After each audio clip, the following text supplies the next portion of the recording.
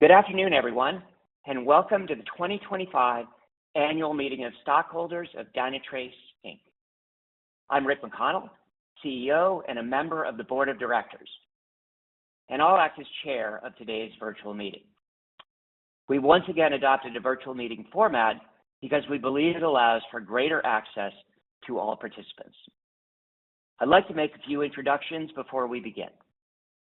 Joining us today are some of the other members of our board of directors, including Jill Ward, the chair of both our board and its nominating and corporate governance committee.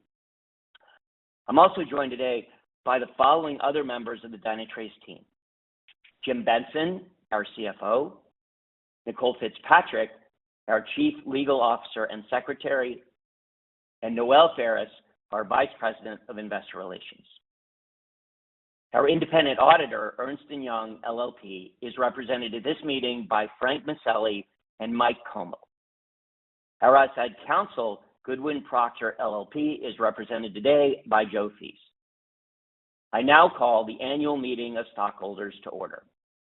I've asked Nicole Fitzpatrick to conduct the formal portion of today's meeting and record the minutes, and Noelle Ferris to moderate the Q&A portion of today's meeting. Thank you, Rick. This annual meeting is being held in accordance with Delaware law and the company's bylaws. Today, we'll address the proposals described in our notice and proxy statement, which was mailed on or about July 8, 2025 to our stockholders of record at the close of business on June 27, 2025. The notice and proxy statement and our annual report on Form 10-K are also available in the virtual meeting platform. Now, let's proceed to the business of this meeting.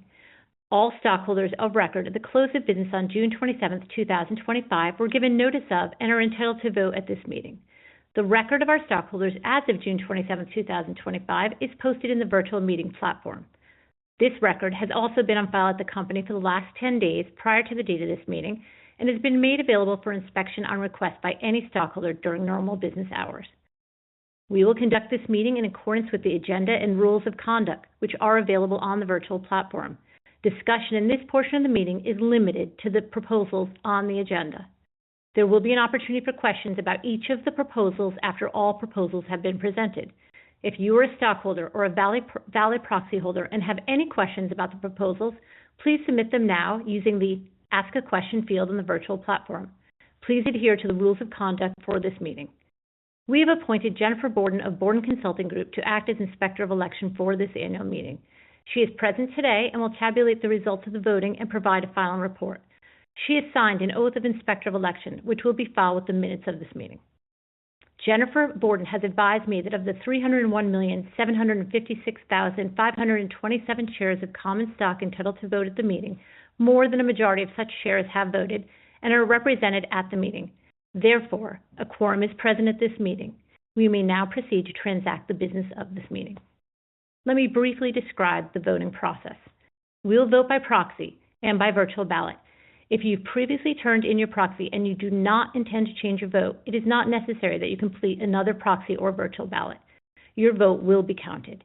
If you are eligible to vote and have not submitted your proxy, or if you want to change your vote, you may do so by clicking the Vote Here button on the virtual platform. It is now 1:04 p.m. on August 20th, 2025. The polls for each matter to be voted on at this annual meeting are now open. Our first item of business is the election of directors.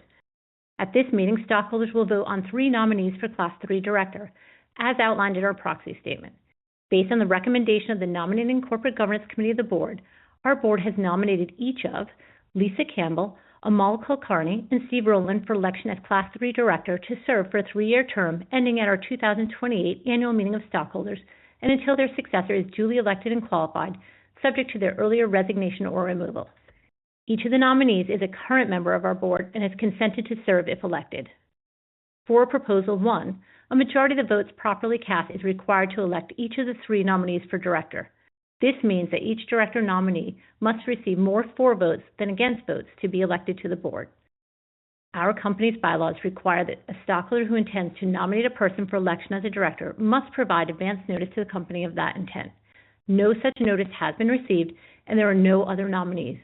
Accordingly, I declare the nominations for directors closed. The Board of Directors unanimously recommends that stockholders vote in favor of the election of each of Lisa Campbell, Amal Kulkarni, and Steve Rowland as Class 3 directors. The second item of business is the ratification of the appointment of Ernst & Young LLP as the company's independent registered public accounting firm for the fiscal year ending March 31st, 2026.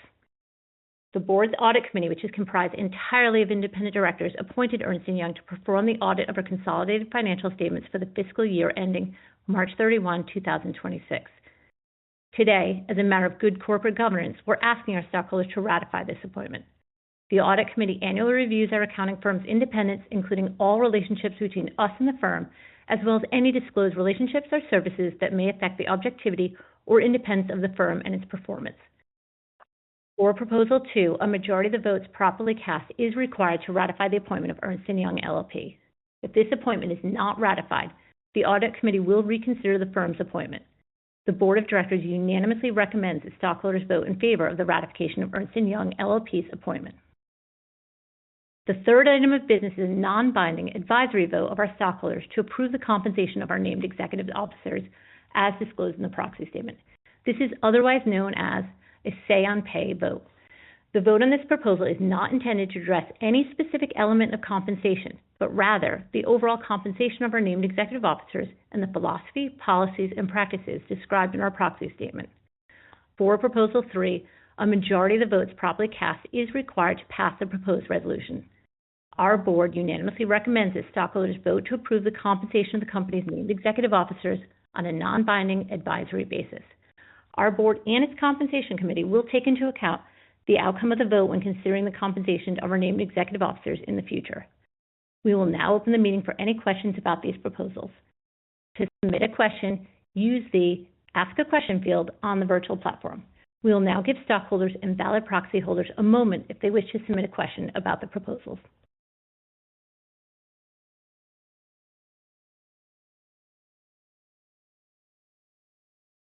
Noelle, have any questions about the proposals been submitted? No, Nicole. No questions have been submitted. Thank you, Noelle. The question and answer portion of this meeting is now closed. We will now proceed with voting. Anyone who is voting by virtual ballot and has not already done so during this meeting, please click the Vote Here button on the virtual platform to access your virtual ballot now. We will now give everyone a moment to mark their virtual ballots. The Inspector of Election will not accept virtual ballots, proxies, or votes, or any changes or revocations submitted after the closing of the polls.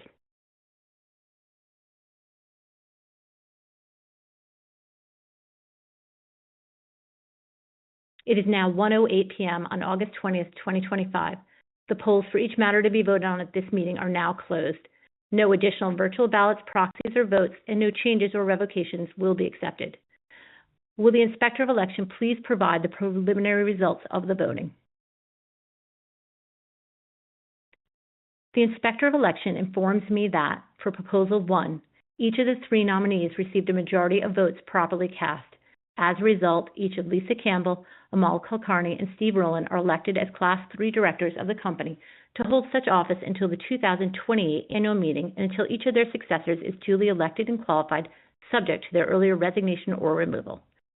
For Proposal 2, a majority of the votes properly cast have been voted in favor of the ratification of Ernst & Young LLP as the company's independent registered public accounting firm for the fiscal year ending March 31st, 2026.